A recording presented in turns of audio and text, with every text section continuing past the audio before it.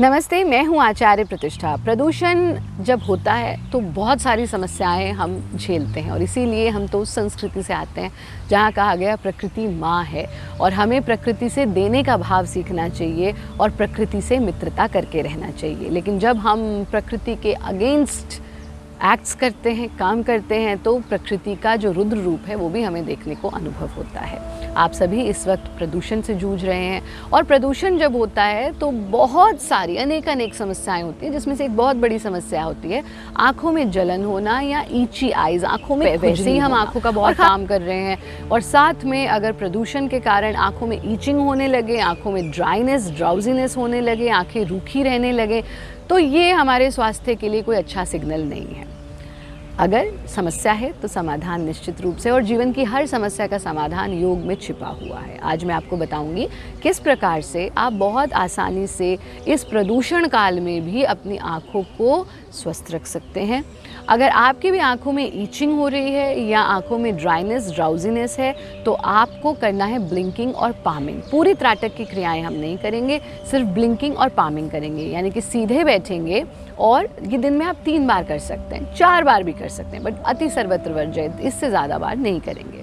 दूर देखना और इस प्रकार से अपनी आँखों को ब्लिंक करते रहना। ब्लिंक करते रहें। For 30 seconds you need to blink your eyes. और फिर इस तरह से अपने हाथों की कटोरी बना लेंगे, आँखों पर टिका लेंगे। आँखें खुली रहेंगी, यानी आपकी हथेलियों के भीतर आँखों को बंद नहीं करना, आँखों को खोल करके रखना है। Feel the warmth, feel the darkness. Gently close your eyes और हथेलियों को हटा देंगे। और जब आप इस स्थिति में आएंगे तो आपको कुछ कलर्स दिखेंगे, कुछ रंग दिखेंगे, उन पर मेडिटेट करना। This is known as colour meditation. और धीरे धीरे से आंखें खोल देंगे।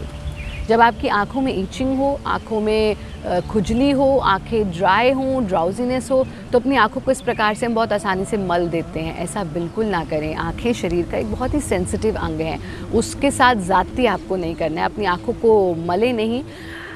जब ऐसा हो तो आप एक काम करें कि पानी लीजिए और मुंह में, गालों में भर लीजिए ऐसे।